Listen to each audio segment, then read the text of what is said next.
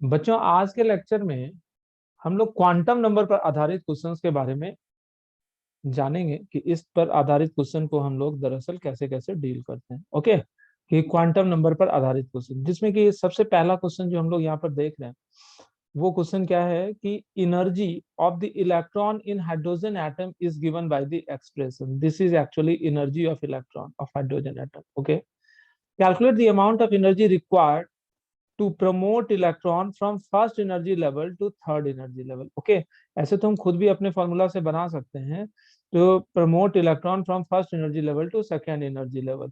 तो तुम बताओ कि ये इलेक्ट्रॉन जो है ये है फर्स्ट एनर्जी लेवल में, एन इज इक्वल्स टू 1 में, और जाना कहाँ है इसको, एन इज इक्वल्स टू 3 में। जैसा कि तुमको दिख रहा है, फर्स्ट एनर्जी लेवल से थर्ड एनर्जी लेवल में इसको जाना है, 1 से 3 में जाना है।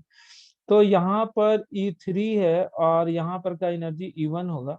तो बताओ, तो एनर्जी रिक्वायर्ड यहाँ पर तुमसे पूछ रहा है, तो energy required is equal to क्या हो जाएगा, E3 माइनस E1, है ना। E3 माइनस E1 होगा, और E3 माइनस E1 होगा तो फटाफट तुम ही लोग हमको बता दो कि E3 की वैल्यू कितनी।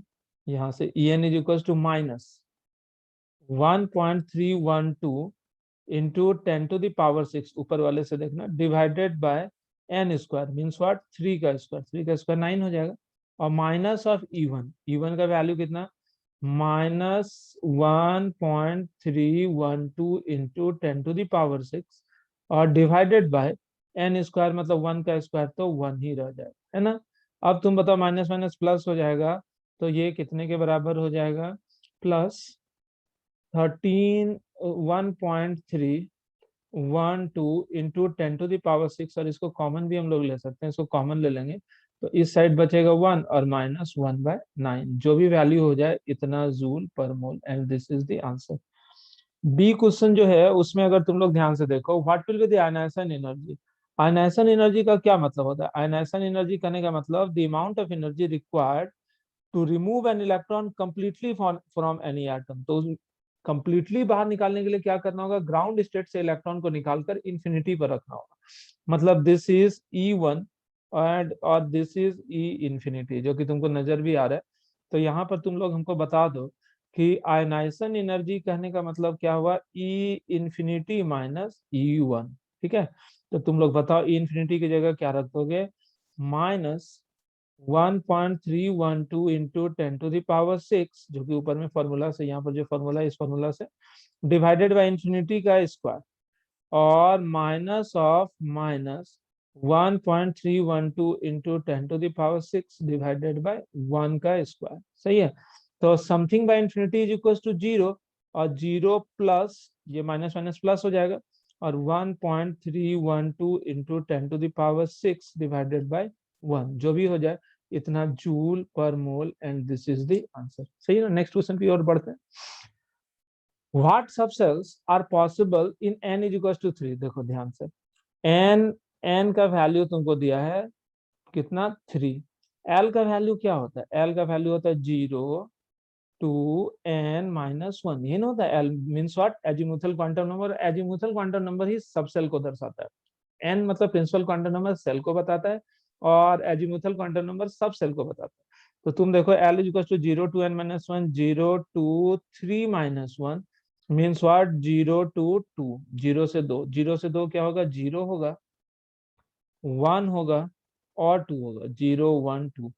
एल बराबर 0 कहने का क्या मतलब हुआ, 1 बोलने का क्या मतलब हुआ, 2 बोलने का क्या मतलब, 2 कहने का मतलब हो गया डी ऑर्बिटल, 1 कहने का मतलब हो गया पी ऑर्बिटल, और 0 कहने का मतलब क्या हो गया प्यारे बच्चों, एस ऑर्बिटल। सही है। देखना, तुमको ना वो de Broglie's hypothesis, Heisenberg's uncertainty principle, और भी जो अलग अलग टॉपिक पर आधारित क्वेश्चन था, वो सारा क्वेश्चन इससे कहीं आसान होता है, क्योंकि उसमें एक्स्ट्रा दिमाग नहीं होता। ये लॉजिक टाइप का चीज, जैसे रीजनिंग वगैरह होता है ना, समथिंग वैसा ही है क्वांटम नंबर पर आधारित क्वेश्चन। इसलिए इन सारे क्वेश्चंस को गौर से देखो और खुद से भी जाकर करना। इसका स्टिकर ऑलरेडी दिया हुआ है, ये स्टिकर्स के ही क्वेश्चन है। How many orbitals are possible in this level, कि इस लेवल में कितने ऑर्बिटल संभव है। तो बी में बताओ, डी ऑर्बिटल में कितने ऑर्बिटल होते हैं, 5, याद है ना, नहीं यहाँ देख लो, डी ऑर्बिटल कितने होते हैं, 1 2 3 4 5। पी ऑर्बिटल कितने होते हैं, 3, अगर तुमको याद नहीं है तो देख लो, है ना। और एस ऑर्बिटल कितने होते हैं, 1। ये ऐसा। तो बताओ तो कुल कितने ऑर्बिटल हो जाएंगे थर्ड एनर्जी लेवल में, कुल कितने ऑर्बिटल, 5 3 8 1 9। और ऐसे भी इस फॉर्मूला को डायरेक्ट निकाल सकते थे, number of orbitals is equal to n square, ये फॉर्मूला होता है। 3 दिया हुआ है, 3 का स्क्वायर मतलब 9। चौथे सेल में बोलेगा कितना मैक्सिमम ऑर्बिटल संभव है, तो 16। पांचवें सेल में कितना ऑर्बिटल है, 25। ये खुद से भी निकाल सकता।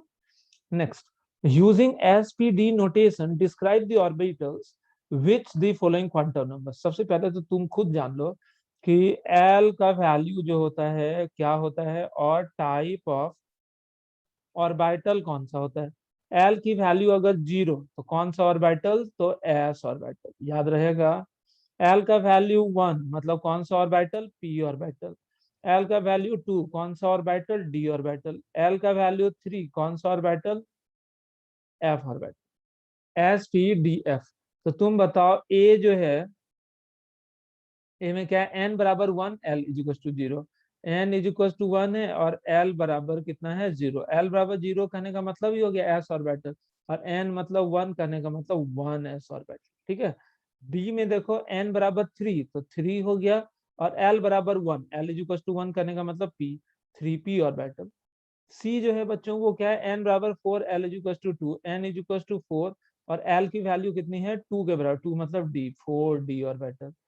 डी जो है वो कितने के बराबर है, डी में एन इज इक्वल टू 4, और एल का वैल्यू 3, 3 मतलब एफ ऑर्बिटल 4f। मतलब पूछ रहा था ना कि इन सारे क्वांटम नंबर किस ऑर्बिटल को रिप्रेजेंट करते हैं, तो पहला 1s, दूसरा 3p, चौथा तीसरा 4d, और चौथा 4f। Okay, next question, what are the possible values of 1 of l for an electron in third energy level.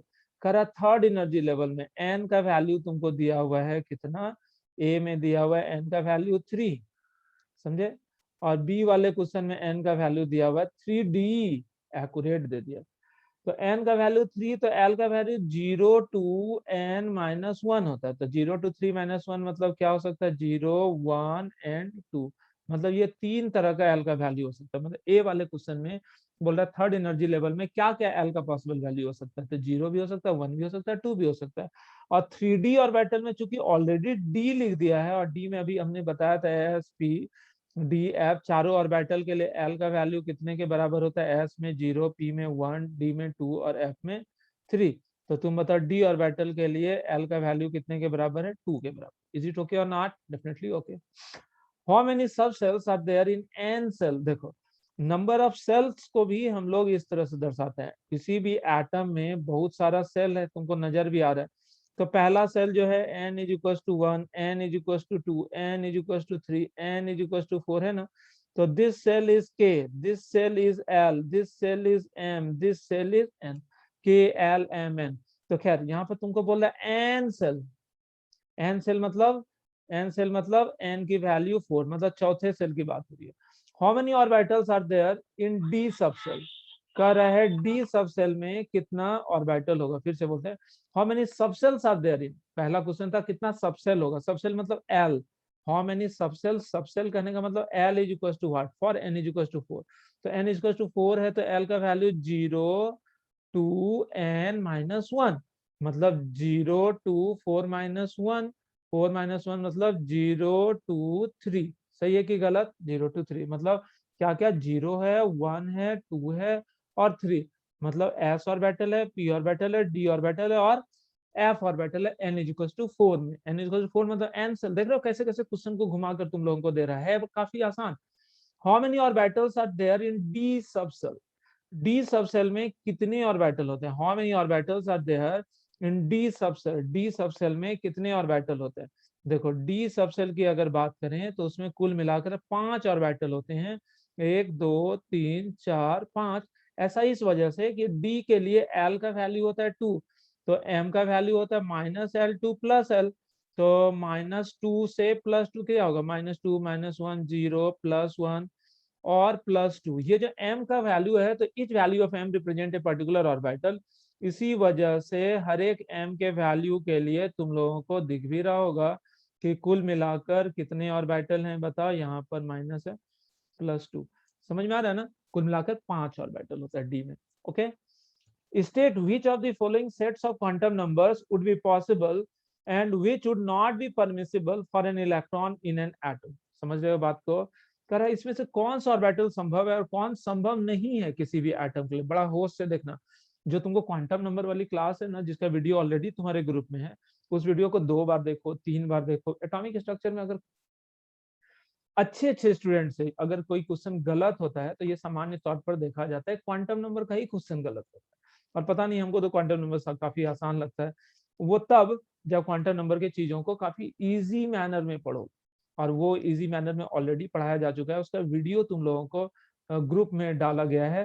तुमको अगर तकलीफ है तो मेरे नंबर पर व्हाट्सएप करके वो वीडियो मांग कर दोबारा देख सकते हो, ठीक है ना। चलो अभी देखते, करेक्ट कौन सा क्वांटम नंबर संभव नहीं है, not would not be permissible for an electron in an atom, कौन सा संभव नहीं है।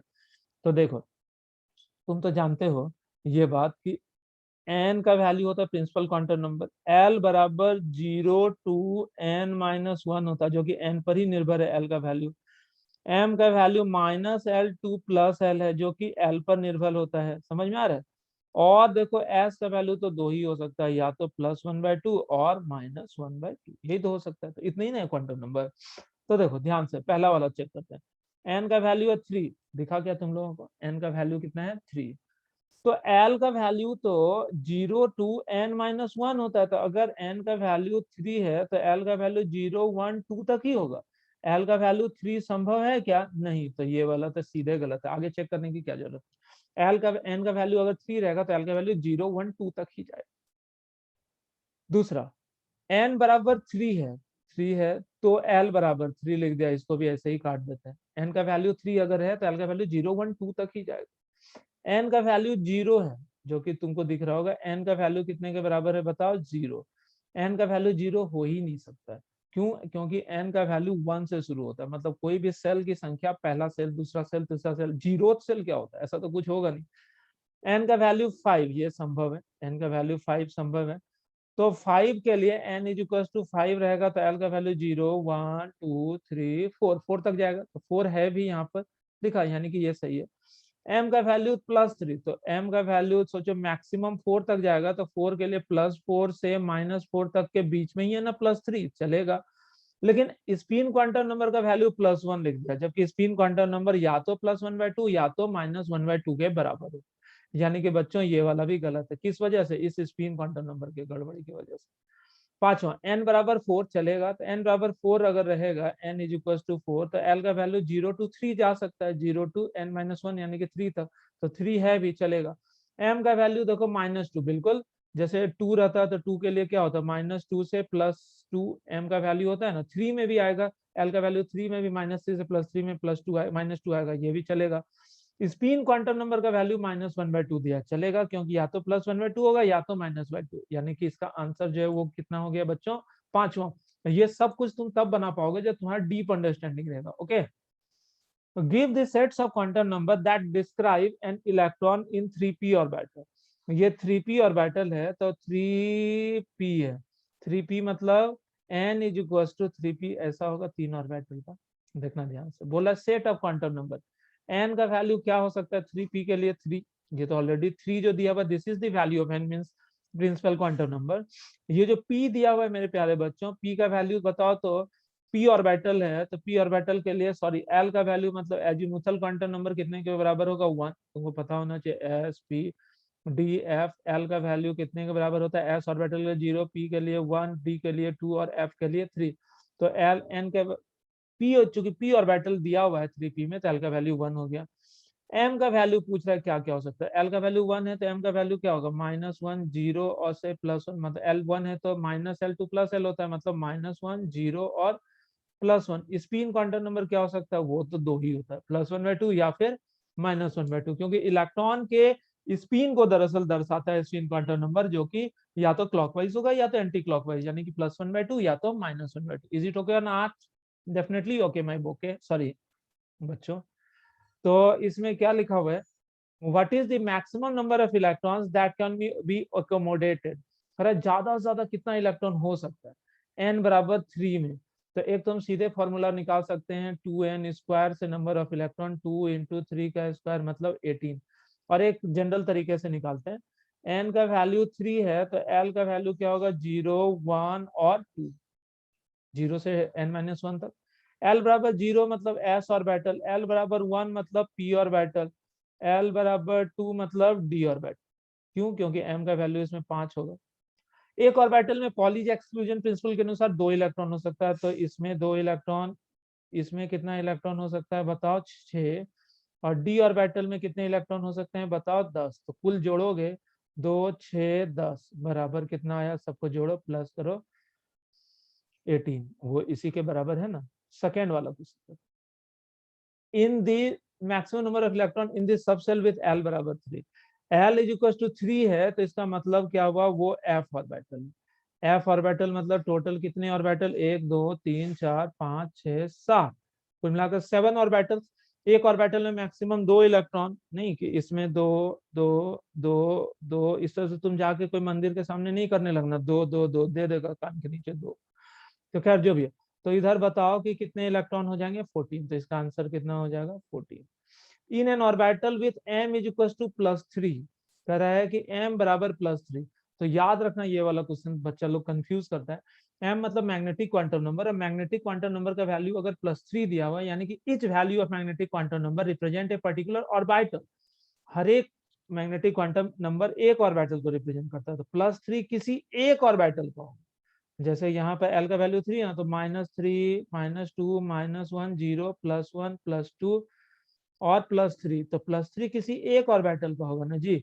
और एक ऑर्बिटल में ज्यादा से ज्यादा कितना इलेक्ट्रॉन रहेगा 2, तो इसका आंसर क्या हो जाएगा 2। Okay, which of the following orbitals are not possible, तुम देखो ये नहीं संभव है, ये संभव है, ये नहीं संभव है, ये संभव है। जानते हो हम कैसे निकालें, हम 2D को देख रहे हैं, 2D मतलब n बराबर 2, ये तो दे दिया। n बराबर 2 में l का वैल्यू 0 से लेकर n-1 यानी कि 0 एंड 1 दो ही होगा ना। l बराबर 0 मतलब s ऑर्बिटल होता है, l बराबर 1 मतलब p ऑर्बिटल, यानी कि d ऑर्बिटल सेकेंड सेल में हो ही नहीं सकता। इसी तरह 4f है तो n का वैल्यू 4 दिया हुआ है, नहीं n का वैल्यू 4 जी, तो एल का वैल्यू 0 1 2 और 3, 0 से n-1 तक। तो बता दो 0 मतलब क्या s, 1 मतलब क्या p, 2 मतलब क्या d और 3 मतलब क्या f। तो बताओ 4f ऑर्बिटल क्या संभव है, बिल्कुल संभव है।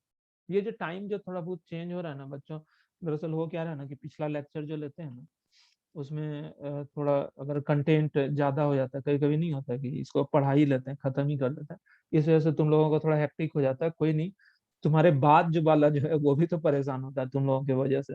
तो इस वजह से कल से 8 बजे ही ले लेंगे, अगर लेना होगा तो, नहीं लेना होगा बंद कर देंगे। और कभी कभी हो जाएगा चेंज, तो कोई स्ट्रेस लेने की बात नहीं है। क्या करना है, सो नहीं है ना इसके बाद। 4G, तुम लोगों को किसी को दिक्कत नहीं ना, अगर दिक्कत है तो बोल देना बाबू पूछू।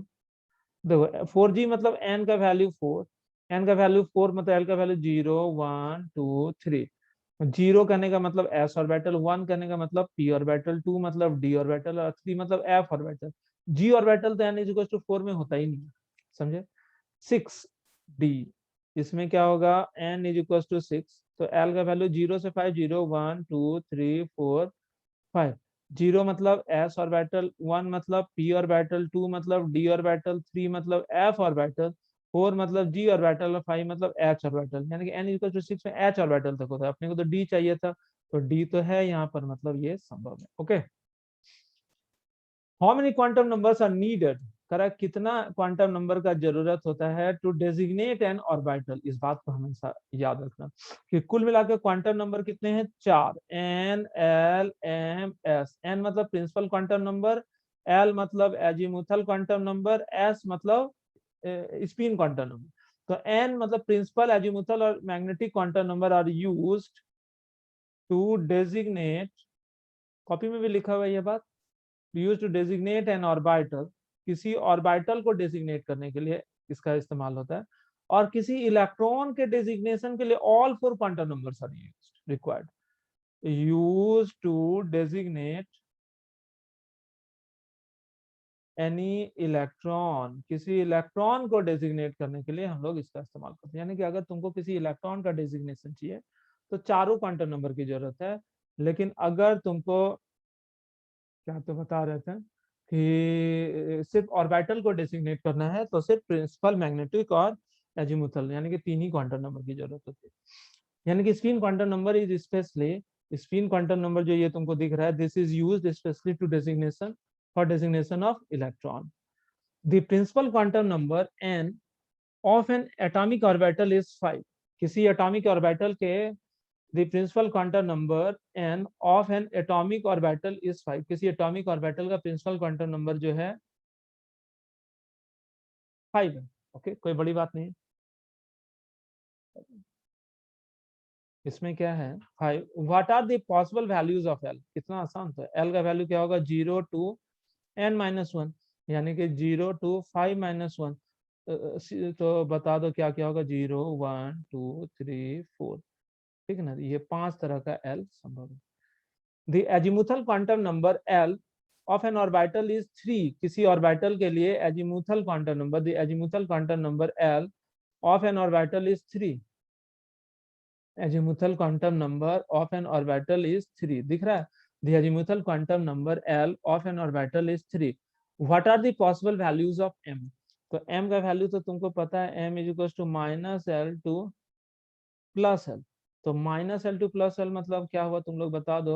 -1, -3, -2, -1, 0, +1, +2 एंड +3। इतना सारा मैग्नेटिक क्वांटम नंबर ये पूछा जा रहा है, काफी आसान है question. What are the lowest value of n that allows to exist g orbital? g orbital के लिए बता। ये है l बराबर 0 1, अंडू का ऑप्शन नहीं, 0 1 2 3 4 5 6, ऐसे ऐसे बहुत सारा एल होगा। 0 किसके लिए होता है, एस ऑर्बिटल के लिए। 1 किसके लिए होता है, पी। 2 किसके लिए होता है, डी। 3 किसके लिए होता है, एफ। और 4 किसके लिए होता है, जी। अपने को जी चाहिए, तो जी के लिए एल का वैल्यू कितना होता है 4। यानी कि फॉर जी ऑर्बिटल के लिए एल का वैल्यू कितना हो गया मेरे प्यारे बच्चों, 4। दिख गया, जी के लिए एल का वैल्यू हो गया मेरे प्यारे बच्चों 4, एल का वैल्यू 4। और चूंकि तुमको पता है L is equal to maximum, L का वैल्यू क्या हो सकता है बताओ, n-1। तो एल की जगह 4 कर दो तो 4 इज इक्वल टू n-1, तो n इज इक्वल टू कितना हो गया 5। तो बोल रहा है कि what is the minimum value of n to exist G orbital. तो जी ऑर्बिटल होने के लिए n का कम से कम वैल्यू कितना होना चाहिए, 5। Give the notation for the subcells denoted by the following quantum numbers। Give the notations for the subcells denoted by the following quantum numbers। कह रहा है कि इन सारे क्वांटम नंबर के लिए ऑर्बिटल को डिनोट करो। जो पहला है n बराबर 5 और l बराबर 2। l बराबर 2 मतलब दिख गया, कौन सा है याद, यहाँ से लिख देते हैं फिर से। ये तो बार बार लिख रहे हैं, क्यों जानते हो, सारे स्टूडेंट को यही भूलना होता है। एस पी के लिए एल का वैल्यू 1, डी के लिए 2 और एफ के लिए 3। एल बराबर 2 मतलब डी ऑर्बिटल, तो बताओ बोल रहा है इसका डेसिग्नेशन, तो n5l2 मतलब 5d। नहीं, सिमिलरली दूसरा में क्या लिखा हुआ है, n is equal to 6, l is equal to 3। l3 मतलब क्या हुआ देख लो, f ऑर्बिटल, तो दिस इज 6f ऑर्बिटल। तीसरा जो है क्या, n इज इक्वल टू 4 और l is equal to 0। l0 मतलब s ऑर्बिटल, तो s ऑर्बिटल के लिए 4s। चौथा में क्या हो जाएगा, n बराबर 5, n इज इक्वल टू कितने के बराबर मेरे प्यारे बच्चों, 5। और l का वैल्यू मेरे प्यारे बच्चों 4। l बराबर 4 करने का मतलब g ऑर्बिटल, तो क्या हो जाएगा 5g। ओके नेक्स्ट, 5g आ रहा है देख रहे हो, नेटवर्क भी 5g हो गया। How many electrons in a fully filled f orbital have m is equal to 0? देखो ये है फुल्ली फिल्ड f ऑर्बिटल, इसको समझियो तुम लोग। 1 2 3 4 5 6 7, ये f ऑर्बिटल, ठीक है ना। ये कौन सा ऑर्बिटल है, f ऑर्बिटल। f ऑर्बिटल के लिए तुम हमको बता दो l का वैल्यू कितना होता है 3। तो m का वैल्यू क्या होगा, -3 से +3। ये ना, तो m का वैल्यू -3 से +3, -l से +l। इसी वजह से तो एफ ऑर्बिटल 7 काइंड का होता है। ये -3 -2 -1 0 +1 और मेरे प्यारे बच्चों +2, मतलब फुल्ली फिल्ड ऑर्बिटल है। फुल्ली फिल्ड ऑर्बिटल है तो दो दो इलेक्ट्रॉन सब में होगा, तब ना 14 इलेक्ट्रॉन टोटल एफ ऑर्बिटल में होगा। पूछ रहा है how many electrons in a fully filled f subshell have ml is equal to 0। ml is equal to 0 तुमको नजर आया? हमको तो नजर आ गया। बोला कितने इलेक्ट्रॉन का ml का वैल्यू 0 के बराबर है? तुमको नजर आया कि नहीं आया? 2 इलेक्ट्रॉन का। क्लियर हुआ? 2 इलेक्ट्रॉन के लिए ml का value 0। n electron is in one of the 3d orbital. कह रहा है एक electron, n electron is one of the 3d orbital. तो 3d का कंफिग्रेशन बना लेते हैं हम लोग। 1 2 3 4 और मेरे बच्चों 5। ये कौन सा ऑर्बिटल है? 3d। n electron is in one of the 3d orbital.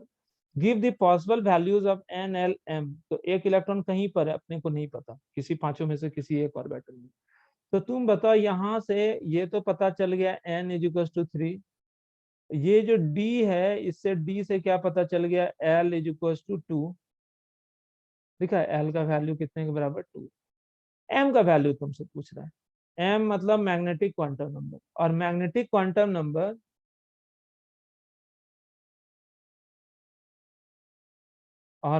Quantum number जो होता है, मैग्नेटिक क्वांटम नंबर l बराबर 2 के लिए मैग्नेटिक क्वांटम नंबर का क्या क्या वैल्यू होता है? अगर तुम लोगों को ध्यान हो, -L2 + L मतलब -2 -1 0 +1 +2। तो चूंकि l का वैल्यू 2 है, तो what are the different possible values of m? तो m का वैल्यू इस -2 से +2 में कुछ भी हो सकता है। -2 और -1 0 +1 +2। Okay, next.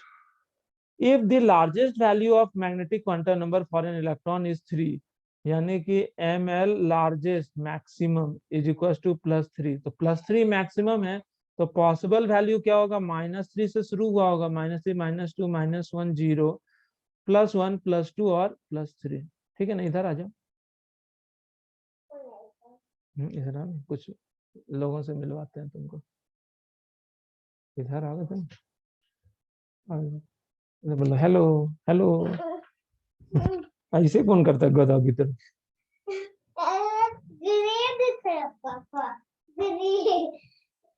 ग्रे पापा देखना इसको। If the largest value of, इसमें लिख रहा है if the largest value of ml, बोला मैग्नेटिक क्वांटम नंबर का मैक्सिमम वैल्यू जो है वो कितने के बराबर है? +3 है भगवान, +3 के बराबर है।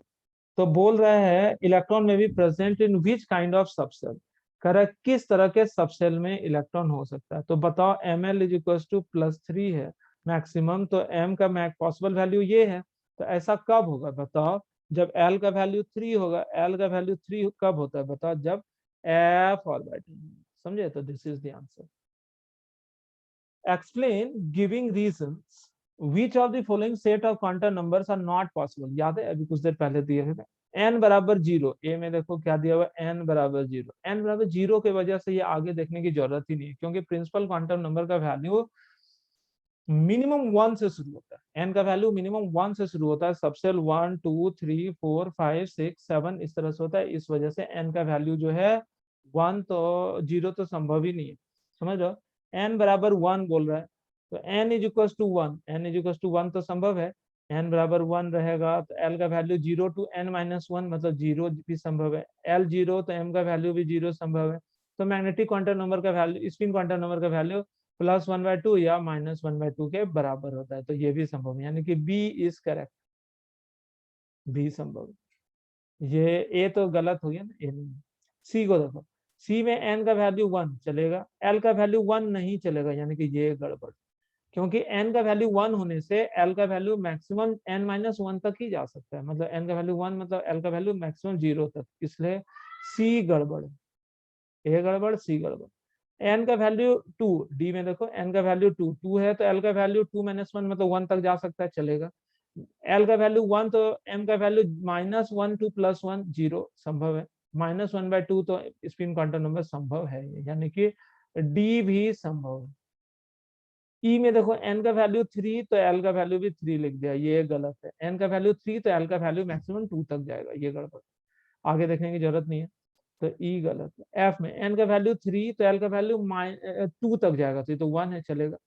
तो एल का वैल्यू 1 तो एम का वैल्यू -1 to +1 0 चलेगा। और स्पिन क्वांटम नंबर +1/2 ये भी चलेगा, यानी कि एफ जो है ये सही क्वांटम नंबर का सेट है। How many electrons in an atom में have the following quantum number, कि कितने इलेक्ट्रॉन का ऐसा क्वांटम नंबर हो सकता है। देखो एन का वैल्यू 4 है, एन का वैल्यू फिर से लिखते हैं, ए है, यहाँ देखो ए है, एन इज इक्वल टू 4, तो एल का वैल्यू क्या हो सकता है, 0 1 2। 0 मतलब एस, 1 मतलब पी ऑर्बिटल, और 2 मतलब डी ऑर्बिटल। दिखा। अब तुम बताओ इन सबों में एक इलेक्ट्रॉन, ये है एन बराबर 4 की बात कर रहे हैं, एक क्वेश्चन एन बराबर 4 में कुल मिलाकर 2 इलेक्ट्रॉन यहाँ होगा और 6 इलेक्ट्रॉन यहाँ होगा, होगा ना, और 10 इलेक्ट्रॉन यहाँ होगा, 1 2 3 4 5 6 7 8 9 10, तो 10 इलेक्ट्रॉन यहाँ होगा, 2 6 10 मतलब 18 इलेक्ट्रॉन कुल मिलाकर यहाँ होगा। समझ में आ रही है बात। 2 6 और 10 कुल मिलाकर कितने इलेक्ट्रॉन यहाँ पर होंगे बताओ, 18 इलेक्ट्रॉन। और जब यहाँ पर कुल मिलाकर 18 इलेक्ट्रॉन है, तो 18 इलेक्ट्रॉन में क्या सबों का स्पिन क्वांटम नंबर -1/2 है? नहीं, 18 में से आधा का -1/2 और आधा का +1/2, आधा क्लॉकवाइज है आधा एंटी क्लॉकवाइज। तो बोला कितने का -1/2 है, तो तुम लोग फटाफट हमको बता दो। एक 18 का आधा सीधा 9, नहीं देख लो ना, हर एक में एक, हर एक ऑर्बिटल में एक क्लॉकवाइज एक एंटी क्लॉकवाइज। तो इस आधार पर स्पिन क्वांटम नंबर -1/2 कितने का होगा, 9 का। ठीक है, बी। एन बराबर 3 है और एल का वैल्यू है 0, एन का वैल्यू 3 और एल का वैल्यू 0। एन का वैल्यू 3 और एल का वैल्यू 0 मतलब एस ऑर्बिटल, मतलब 3s ऑर्बिटल की बात हो रही है। 3s ऑर्बिटल में तो 2 ही इलेक्ट्रॉन होगा, तो 2 इलेक्ट्रॉन में बोल रहे हैं एन बराबर 3 एल बराबर 0 कितने का होगा, तो सिर्फ 2 इलेक्ट्रॉन का। समझे, हो गया आंसर।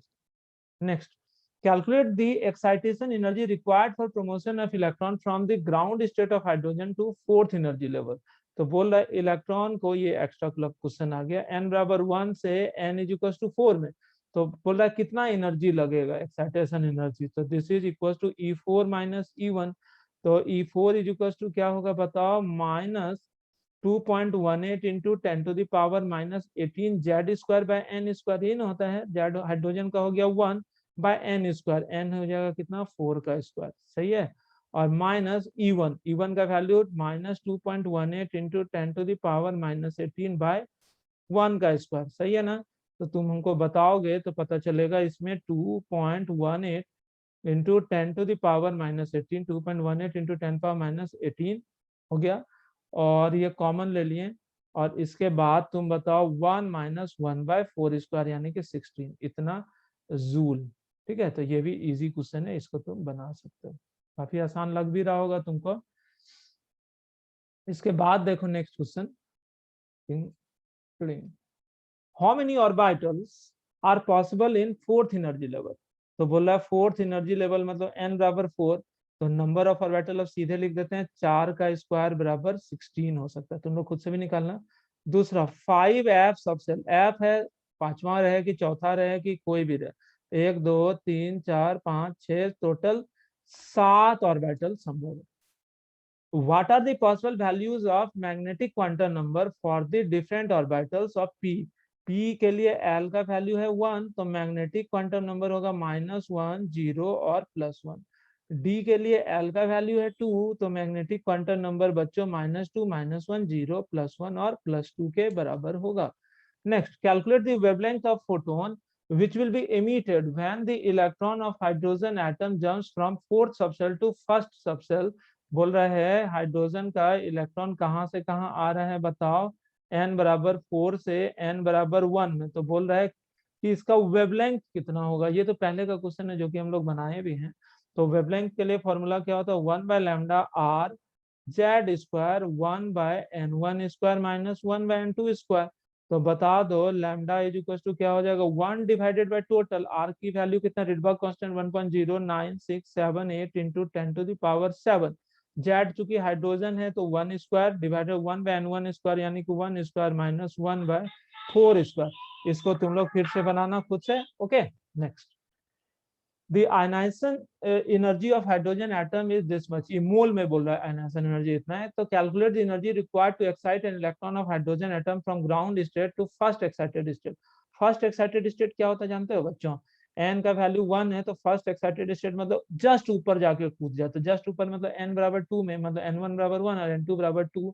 तो बोल रहा है इसमें कितना एनर्जी लगेगा। Calculate energy required, energy required मतलब E2 minus E1, sorry del E बराबर समझ लेना, डेल ई बराबर E2 माइनस E1 है। तो E2 का वैल्यू कितना, ये 1 माइनस लग जाएगा आयनाइजेशन एनर्जी में minus 1.312 into 10⁶ divided by 2 square, देख लेना, और minus of minus 1.312 into 10⁶ divided by 1 square. अब हम नहीं सॉल्व करेंगे, तुम लोग सॉल्व कर लेना, यही आंसर होगा। Next question, the quantized electron, cut जाए तो टेंशन नहीं लेना, तुम लोग सारे क्वेश्चन को खुद से अटेम्प्ट करना, काफी आसान आसान क्वेश्चन है।